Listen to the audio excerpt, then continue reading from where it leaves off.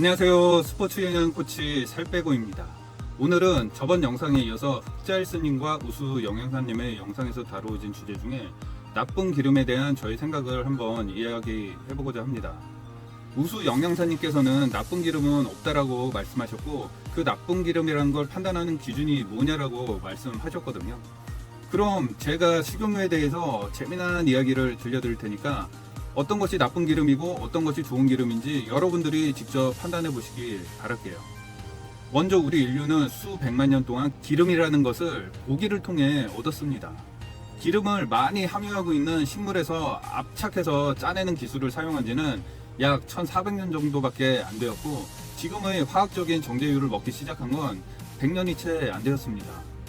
우리가 식용유를 먹게 된 역사를 살펴보면 조금 오픈데요. 1856년 영국에서 물질 속에 기름 성분만 추출할 수 있는 핵산용매 추출법이 개발되면서 물질에서 기름을 효과적으로 추출을 할 수 있게 됩니다. 이 기술은 핵산이란 화공약품으로 물질에 함유하고 있는 기름 성분을 분리시켜 추출한 후 핵산을 고온 증류시켜 기름만 남기는 방식으로 기름을 추출하는 방식입니다. 이 기술을 통해 기존의 섬유산업으로 인해 면을 생산하고 발생되는 폐기물인 엄청난 양의 모카씨를 활용하여 기름을 만들어낼 수 있었는데, 이것이 바로 재봉틀 기름으로 쓰였던 면실류입니다. 또 모카씨 말고도 엄청나게 버려지고 있는 씨앗이 또 하나 있었으니 포도주를 만들고 버려지는 포도씨였는데, 이 역시도 핵산용매 추출법을 사용하면 기름을 생산할 수 있었고, 이를 식용으로 정제를 거듭하여 만들어낸 것이 포도씨유입니다. 그리고 카나다에서도 유채꽃 씨앗을 이용하여 디젤 엔진의 원활유를 만들었는데, 이것이 바로 카놀라유였습니다. 이처럼 식물성 정제유들은 처음에는 공업용으로 대부분 쓰였으나 이를 식품 기업들이 수차례 정제 과정을 거쳐 식용으로 만들어냅니다. 식용유를 만들어내는 과정을 살펴보면 도저히 먹고 싶은 마음이 생기지 않으실 것 같은데 한번 말씀드려볼게요. 원래 씨앗 기름들은 처음에 공업용으로 만들었다고 말씀드렸죠. 그런데 이를 식용으로 만들어내려면 수십 가지 공정을 거치게 됩니다. 기본적으로 1급 발암물질인 노말 핵산을 통해 기름을 추출한 후 수차례 가열과 여러 탈색제, 탈취제, 산화방지제, 환원 촉매를 활용하여 식용유를 만들어내는데, 아무리 정제를 해도 정제 과정에서 쓰이는 화학약품들은 100% 완전히 제거되지가 않습니다. 노말 핵산만 잔류하는 줄 아시는데, 제조 공정 시에 사용되었던 각종 화학물질들과 잔류 농약들이 완전히 제거되지 않지만 표시 의무가 없기 때문에 표시를 안 하는 것일 뿐, 대부분의 식용유 제품에는 잔류해 있습니다. 식용유, 말이 참 웃기지 않나요? 못 먹는 걸 식용으로 만들었다고 해서 식용유라고 부르는 걸까요? 이렇게 식용으로 탈바꿈한 식용유는 미국이 전쟁을 거치면서 대두와 옥수수의 생산량을 전략적으로 급격하게 늘렸고, 전쟁 후 감당할 수 없을 정도로 엄청난 생산량에 이 또한 식용유로 가공하면서 결국 콩기름이 식용유 생산량 1위가 됩니다. 또 콩과 옥수수가 남아도니 이때부터 가축들에게 곡물 사료를 먹이는 것이 본격화됩니다. 채식주의자들이 가축들 때문에 농업 생산량을 늘려 환경 오염이 된다고 선동들 하는데, 이는 명백한 거짓으로 사실은 남아 돌아서 가축 사료로 사용하는 것이지, 안 그러면 남아도는 생산량을 감당할 수가 없습니다. 아무튼 이렇게 화학적으로 정제한 기름이 본격적으로 대세가 된 사건이 있었는데, 1950년대 안셀키스라는 생리학자가 사기 논문을 통해 포화지방과 콜레스테롤이 심혈관 질환을 일으킨다는 식이심장 가설을 발표하였고, 이 사건으로 인해 그동안 주로 먹어왔던 동물성 지방은 시장에서 퇴출되고 그 자리를 저렴한 식물성 정제 식용유들이 차지를 하게 됩니다.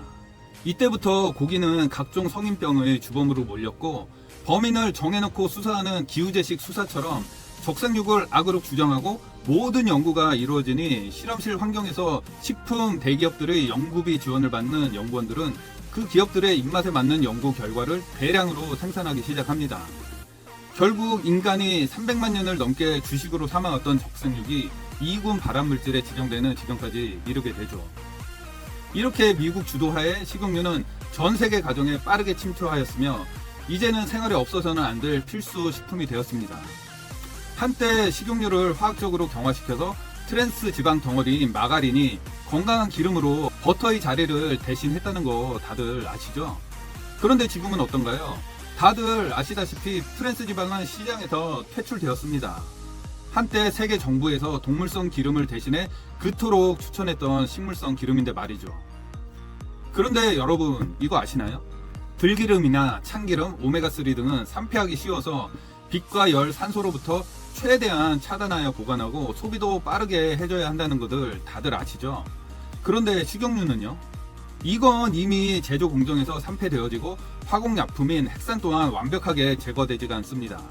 식용유는 산패된 기름을 화학적으로 환원시켜서 안전하게 보이지만 가열 시 빠르게 산패되고 다량의 트랜스 지방을 생성합니다.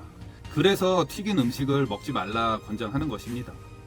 또 고기를 많이 먹으면 오메가6 지방산을 너무 많이 섭취하게 된다고 채식주의자들이 이야기하죠.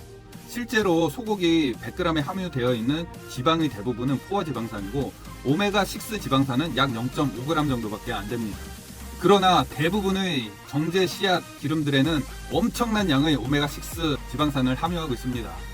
당신이 채소 볶음할 때 사용한 식용유만으로 소고기 1kg를 먹어야 섭취 가능한 오메가6 지방산을 모두 섭취하게 되는 것입니다. 하물며 기름에 튀긴 치킨은 어떨까요? 식용유를 오래 사용하는 것은 치명적인 문제이지만 식용유 자체만으로도 문제가 많은 것입니다. 식용유를 먹고 잘못된 임상 실험 결과가 있냐고요? 인간을 대상으로 그런 비윤리적인 임상 실험이 가능키나 한 건가요? 아니, 지금 수십 년 동안 전 세계인을 상대로 임상 실험 중에 있죠. 현재 우리 인류는 최근 100년 전에는 듣도 보도 못한 각종 희귀 질병과 암 등이 폭증을 하고 있습니다. 여러 원인들이 있겠지만 저는 이 식용유의 영향이 가장 크다고 생각합니다. 핵산이 기준치 미만으로 함유되어 있어 안전하다고요? 핵산 용매되는 다황, 방향족 탄화수소나 헤테로사이클릭 아민과 같은 자연 발생적인 물질이 아니라 석유 정제 과정에서 얻어지는 화공약품입니다. 극소량으로도 어떤 신체적 피해를 입힐지 모르는 극악의 물질이고 절대 섭취해서는 안 되는 물질입니다. 진짜 어쩌다가 한번 식용유로 조리된 식품을 먹을 수는 있겠지만 현대 인류는 너무 많은 양의 식용유를 먹고 있는 것입니다. 모든 식품을 조리할 때 대부분 식용유가 쓰여지고 모든 가공식품에는 식용유가 들어갑니다. 우리는 알게 모르게 식용유를 너무 많이 먹고 있는 것입니다. 아마 지배자들은 알고 있을 것입니다. 식용유의 해로움을. 음모론이라고요?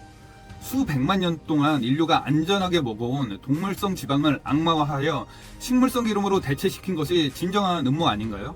그러나 이렇게 식물성 정제유가 시장을 장악한 지금 정제 식용유 소비를 금지하고 가장 안전한 동물성 기름으로 이를 대체하라 한다면 어떻게 될까요?